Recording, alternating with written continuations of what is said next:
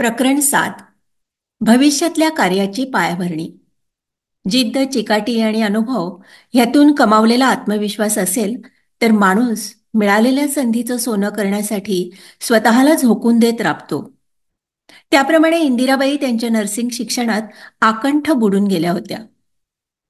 अल्प शिक्षणामुळे हा अभ्यासक्रम समजून घेताना त्यांना अनेक अडचणी येत. त्यात इंग्रजी लिहिण्याची सवय नव्हती. बरोबरच्या सहकारी मुली मात्र झपाझप पुढे जायच्या. त्यांच्याकडे बघून आपल्याला हे जमेल का असा प्रश्न त्यांना पडायचा. अनेक वेळा रडूही यायचं. आतल्या आत त्या घुसमटून जायच्या, नाराज व्हायच्या. मनातलं कोणाकडे बोलायचं हाही प्रश्न होता. मात्र अशा वेळी मीनाचा चेहरा त्यांच्या डोळ्यासमोर यायचा. मग मीनाचं अधुरं स्वप्न पूर्ण करायचंय, त्यासाठी कमलाताईंनी शब्द टाकून आपल्याला प्रवेश मिळवून दिलाय, त्यांचा शब्द पडू देता कामा नाहीये, असा विचार करून त्यांना धीर यायचा.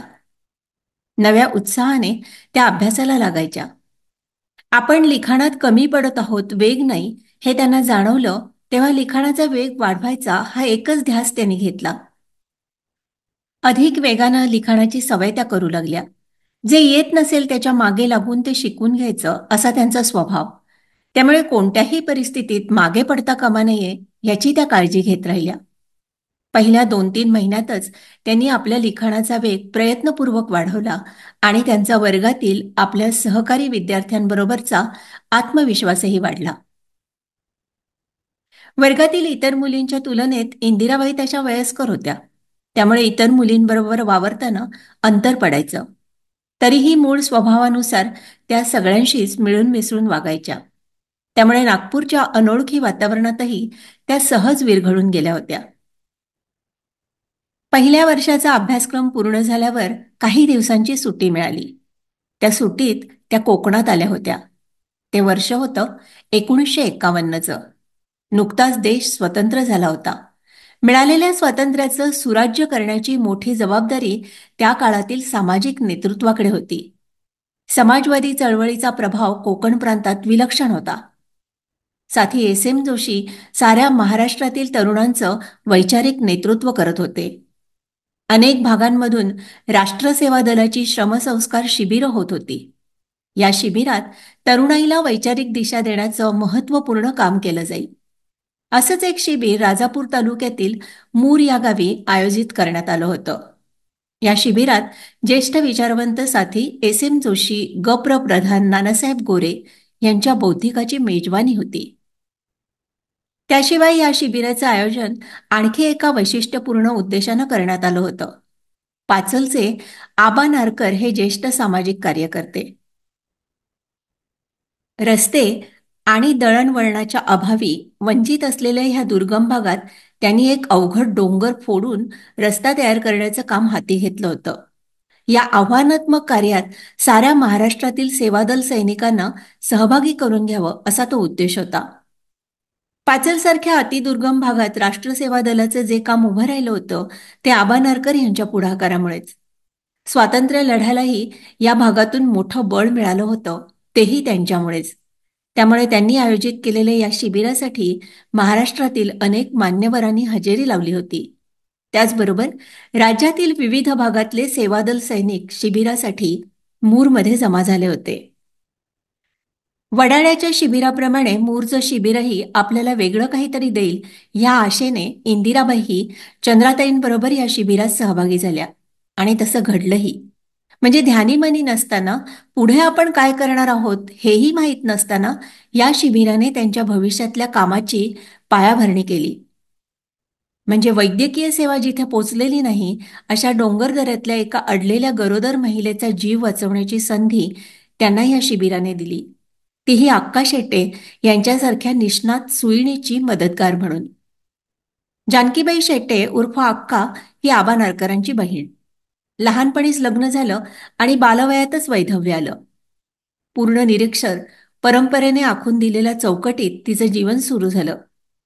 मुंबईत चुलत्यांकडे विड्या वळण्याचं काम ती करू लागली. आबा बनारसहून आले. त्यांनी गावात आनंदमठ नावाचं वसतिगृह आणि खादी भांडार सुरू केलं. मग ते अक्काला पाचलला घेऊन आले. तिला आधार दिला, विचार दिला, सामाजिक कामाची दृष्टी दिली. तिच्यातली आत्मनिर्भरता जागृत केली आणि कुशलतेने विड्या वळणारे हात त्यापेक्षा अधिक कौशल्याने खेड्यापाड्यातील अडल्या नडल्या महिलांची बाळणपणे करू लागले. काही वर्षातच अक्का ही पाचल भागातील दऱ्याखोऱ्यातील अडल्यानडल्या बाळंटीण महिलांची सखी बनली. लोकांना तिचा आधार वाटू लागला. परिसरातले लोक अक्काला शोधत येत आणि अक्काही त्यांच्या हाकेला ओ देत धावत जात असे. मूरच्या शिबिरातही तसंच झालं. अडलेली महिला होती बुद्धवाडीतील. गावकरी अक्काला न्यायला आले होते. आता हे शिबिर टाकून कसं जायचं? कारण शिबिराची सगळी जबाबदारी त्यांच्या खांद्यावर होती. पण नाही जावं तर 2 जीव जातील. तेही घडायला नको असंही त्यांना वाटत होतं. आता फार वेळ काढून चालायचं नाही. या शिबिराचे मुख्य आयोजक मार्गदर्शक भाऊ तेंडुलकर होते. उद्याच्या कार्यक्रमाच्या नियोजनातील काही नोंदी कागदावर करत बसले होते. अक्काने त्यांना जाऊन सांगितलं, कोळमच्या बुद्धवाडीत एक बाळंतीण अडलीय. मला जायला लागेल. भाऊनी तात्काळ त्यांना परवानगी दिली. अक्का लगेच जायला निघाल्या. तेवढ्यात भाऊंच्या लक्षात आलं, नागपूरला नर्सिंगचं अद्ययावत प्रशिक्षण घेणारी इंदिराबाई या शिबिरात आहे. त्यांनी इंदिराबाईंना सहज विचारलं, अक्कांबरोबर एका बाळंतिणीला सोडवायला जायला आवडेल का तुला? इंदिराबाईंनी तत्काळ हो म्हटलं आणि अक्कांच्या सोबत त्या कोळमकडे निघाल्या. डोंगराची अवघड चढण पार करत अक्कांबरोबर इंदिराबाईंची रपेट सुरू झाली. गावापासून बुद्धवाडी एका बाजूला होती. तिथे जाणारी पायवाटही धड नव्हती.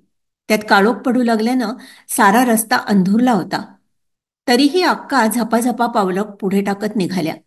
कारण डोंगरकड्यातील वाटांना त्यांची नजर सराईत झालेली होती. इंदिराबाईंसाठी मात्र हा परिसर अनोळखी होता. त्या अक्कांच्या पावलावर पाऊल टाकत तिचा वेग गाठण्याचा प्रयत्न करत होत्या. एक भला मोठा घाट चढून वर आल्यावर त्यानं समोर घरं दिसू लागली. घराच्या बाहेरच वाडीतल्या लोकांचा घोळका जमला होता. प्रत्येकाच्या चेहऱ्यावर चिंता दिसत होती. काही बायका तर रडत होत्या. त्या गर्दीला बाजूला करत गावकरी अक्काला घेऊन आतल्या खोलीत गेले. चारही बाजूनी पातळाचा आडोसा केलेला होता. आतून रडण्याचा मोठा आवाज येत होता. पातळाच्या पडद्याचा आडोसा बाजूला करत अक्का आणि इंदिराबाईंनी खोलीत प्रवेश केला आणि समोरचं ते भीषण दृश्य पाहून त्या जागच्या जागी थिजून गेल्या. इंदिराबाईंना तर ते दृश्य पाहून घामच फुटला. प्रचंड अस्वस्थ वाटायला लागलं. आपण इथंच कोसळतो की काय अशी त्यांची अवस्था झाली. ते दृश्यच तसं होतं. त्या गरोदर बाईच्या काखेत दोर टाकून समोरच्या आढ्याला तिला उभं टांगलं होतं. त्याने पोटातला गर्भ खाली सरकेल आणि बाई लवकर मोकळी होईल असा त्या वाडीतल्या लोकांचा समज. परंतु या अघोरी प्रकारानं त्या बाईचा आणि तिच्या पोटातल्या बाळाचाही जीव अक्षरशः टांगणीला लागलेला. त्या दोरखंड अंगाला घासत असल्यानं होणाऱ्या वेदनेने ती बाई लटकलेल्या अवस्थेतच पाय झटकत ओरडत होती. त्यामुळे तिला धड वेणाही देता येत नव्हत्या. त्यात दम कोंडणारा धुपाचा धूर खोलीत अगदी खचाखच भरलेला होता. त्यामुळे एखाद्या गूढ अंधाऱ्या खोलीत प्रेत टांगून ठेवावं अशी तिची अवस्था झाली होती. हे दृश्य पाहिल्यावर अक्का प्रचंड संतापली. तिने सणसणीत शिव्या हासडल्या आणि त्या महिलेला पहिलं खाली उतरवा असं फरमान काढलं. मग सगळ्यांना खोलीतून बाहेर हाकलून दिलं. रात्र झाल्याने सगळीकडे काळोख होता. बाळंतिणीच्या खोलीत एक कंदील होता, पण त्याच्या प्रकाशात काहीच दिसत नव्हतं. तरीही त्या अडलेल्या महिलेला अक्का आणि इंदिराबाईंनी तपासलं आणि दोघींच्याही लक्षात आलं की बहुधा मूल पोटातच गेलेलंय. अखेर त्यांनी घरच्यांना आणि जमलेल्या गावकऱ्यांना सांगितलं, आम्ही अधिकाधिक प्रयत्न करू, पण मूल वाचवणं कठीण आहे. आई वाचू शकते, अन्यथा दोघांच्या जीवाला धोका आहे. काय करूया? प्रसंग असा होता की काय करूया ह्याला कोणताच पर्याय नव्हता. जवळपास दवाखानाच नाही, रस्ता नाही, वाहन नाही की वाहनाची सोय होण्याची सुतराम शक्यताही नाही अशी परिस्थिती. गावातल्या लोकांचा विश्वास फक्त आणि फक्त अक्कांवर होता. त्यांच्या दृष्टीने अक्का हीच त्यावेळी त्यांचा देव होती. तिच्या हातानं जे काही जीवदान मिळेल तेच भाग्य असा त्यांचा ठाम विश्वास होता. अखेर त्यांनी अक्काला सांगितलं, मूल नाही वाचलं तरी चालेल आमासनी, पण काही करून पोरीला या वेदनेतून मुक्त करा. खरं तर कसलीही साधन सामग्री हाताशी नसताना पोटातच बाळ गेलेल्या बाईची सोडवणूक करायची म्हणजे महाकठीण काम. पण अक्काची काम करण्याची पद्धतच वेगळी आणि अनोखी होती. सगळ्यात पहिल्यांदा त्यांनी उजेडाची सोय करायला सांगितलं. तशी वाडीतल्या लोकांनी 2 पेट्रोमॅक्स आणल्या. साऱ्यांना बाहेर काढत अक्काचे हात झपाटल्यागत सुरू झाले. तिच्या हाताच्या हालचाली आणि निर्णय क्षमताही एखाद्या सर्जनला मागे टाकेल अशी वेगवान होती. शेकडो बाळंतपणं तिच्या हातून झाल्यानं अफाट अनुभवाचं कौशल्य आणि सहजता तिच्या प्रत्येक हालचालीत प्रकटत होती. गरम पाणी, गावठी सुरी, कधी भात कापायचा धारदार विळा हीच तिची आयुधं. जुनी लुगडी, पोटाला बांधायचा फडका, मऊ उबदार बिछाना अथवा जाड गोधडी, त्यावर मेणाचं कापड आणि गरम पाणी असं सगळं ती तयार ठेवायला सांगायची. मात्र तिच्या पिशवीत नाळ बांधण्याकरता विशिष्ट दोरा, एरंडेल तेलाची बाटली, तिळाचं तेल हे कायमच असायचं. ते तिनं हाताशी काढून ठेवलं. इंदिराबाईंसाठी हे सारं अचंबित करणारं आणि एक विलक्षण नवा अनुभव देणारं होतं. मूल पोटातच मृत झाल्यानं त्याला बाहेर काढणं मोठं चिकरीचं होतं. त्यामध्ये टांगून ठेवल्यानं बाईचा त्रास अधिक वाढला होता. तिची प्रतिकार शक्ती संपुष्टात येऊन ती गलितगात्र झाली होती. आता निव्वळ तिच्या प्रतिसादावर आणि देवावर विश्वास ठेवून एका बाजूला अक्काने ऑपरेशन प्रक्रिया सुरू केली. त्याचवेळी दुसऱ्या बाजूला सारं काही ठीक होईल, देवावर विश्वास ठेव, तोच आपला आधारदाता, तोच तारण करता, तुला काहीही होणार नाही, अशी अखंड बडबड सुरू होती. आणि बाहेर काही मंडळी श्वास रोखून बसलेली, तर काही जण अस्वस्थतेतून येरझारा घालत राहिलेली. मृतगर्भ बाहेर काढण्याचा अक्काने खूप प्रयत्न केला. ती घामाने पार भिजून गेली. मोठाच बाका प्रसंग निर्माण झाला होता. खरं तर तिने यापूर्वीही अशा काही केसेस यशस्वीपणे हाताळल्या होत्या. पण हे प्रकरण काही केल्या सुटेना. हॉस्पिटलला नेण्याशिवाय पर्याय नाही असंच इंदिराबाईंना वाटायला लागलं. कारण अशा काही अवघड केसेस त्यांनी नागपूरच्या मातृसेवा हॉस्पिटलमध्ये पाहिल्या होत्या. तेव्हा अॅनेस्थेशिया देऊनच अशी ऑपरेशन्स डॉक्टरांनी केली होती. त्यासाठी ऑक्सिजन, रक्त यांची व्यवस्था अगोदरच करून ठेवलेली असायची. स्त्री रोगतज्ञांसह मोठा ताफा दिमतीला असायचा. पण इथे तसलं काहीच नव्हतं आणि कुठल्या हॉस्पिटलमध्ये घेऊन जाणंही अशक्य होतं. अक्काचे सारे प्रयत्न करून झाले. आता पुढे काही मार्ग दिसेना तेव्हा त्यांनी इंदिराबाईंना विचारलं, काय करावं? तुला काही सुचतंय का? त्यावर इंदिराबाई म्हणाल्या, "अ, अशा वेळी गर्भाचे तुकडे करून तो काढला जातो. नागपुरात मी अशा काही केसेस बघितल्यात. मात्र त्यासाठी आवश्यक साधनं नव्हती, कोणतीच सुविधा नव्हती. अशा बिकट अटीतटीच्या प्रसंगी अखेर या दोघींनी निर्णय घेतला आणि अर्भकाची कवटी फोडून त्याला बाहेर काढलं. एक जीव अगोदरच गेला होता आणि दुसरा बाईचा जीव मोठी लढाई लढून वाचवला. डोक्यावरचं मोठं ओझं उतरल्याचा भाव चेहऱ्यावर घेऊन त्या खोलीबाहेर आल्या तेव्हा सारी वाडी जमा झालेली त्यांना दिसली. चिंता, काळजी ह्यात बुडालेल्या त्या गर्दीला उद्देशून अक्का म्हणाल्या, बाई वाचली. साऱ्यांचा जीव भांड्यात पडला. गर्दीतल्या प्रत्येकाचा चेहरा आनंदाने उजळून गेला आणि इंदिराबाईंना तो त्या अंधाऱ्या रात्रीही लख्खपणे दिसला. ते आनंदी चेहरे त्या कधीही विसरू शकल्या नाहीत. कारण तेच आनंदी चेहरे त्यांना वंचित दुर्बल घटकांसाठी, अडल्या नडलेल्यांसाठी काम करण्याची प्रेरणा आयुष्यभर देत राहिले होते. त्या रात्री अक्कांबरोबरच इंदिराबाईंचाही सगळा कस पणाला लागला होता. त्याप्रमाणेच शिबिराचे संयोजक, स्वातंत्र्य सैनिक आणि समाजवादी नेते भाऊ तेंडुलकर यांचीही झोप उडाली होती. आपण ह्या इंदिरेला अक्काबरोबर पाठवलं खरं, पण अजून दोघी आल्या नाहीत. काय झालं असेल? कुठे अडकल्या तर नसतील ना? अशा एक ना एक अनेक विचारांनी त्यांची तळमळ वाढली होती. पहाटेला त्यांना चाहूल लागली या दोघी जणी आल्याची. लगबगीने त्यांच्याजवळ जात भाऊनी त्यांना आरामात बसायला सांगत पाणी दिलं, चहा दिला आणि मग यायला इतका वेळ का झाली ह्याची चौकशी केली. इंदिराबाईंनी सारी हकीकत त्यांना सांगितली. दुसऱ्या दिवशी शिबिरात भाऊ तेंडुलकरांनी इंदिराबाईंना त्यांच्या कालच्या अनुभवाचं कथन करायला सांगितलं. त्यांनी शिबिरार्थींना प्रस्तावना करताना सांगितलं, आपण इथं श्रमसंस्कार शिबिरात आहोत. श्रमाचं महत्त्व समजून घेतानाच अनेक वैचारिक प्रबोधनं आपण ऐकत आहोत. सामाजिक न्यायाच्या चर्चा करताना खेड्यातलं जनजीवन, इथल्या समस्या, प्रश्न हेही आपण समजून घेत आहोत. त्याचवेळी काम कोणतंही असो, त्याचं महत्त्व, दर्जा सारखाच असतो हे कळावं यासाठी श्रमसंस्कार शिबिराचं आयोजन केलं जातं. काल आपल्याच शिबिरातील 2 शिबिरार्थींनी अतुलनीय अशी कामगिरी केली आहे. ह्याचा आपल्याला अभिमान वाटला पाहिजे. संपूर्ण रात्र त्या सह्याद्रीच्या डोंगर कड्यावरील वाडीत गेल्या होत्या. कोणत्याही साधनाविना प्रयत्नांची पराकाष्ठा करत एका अडलेल्या महिलेला त्यांनी जीवदान दिलंय.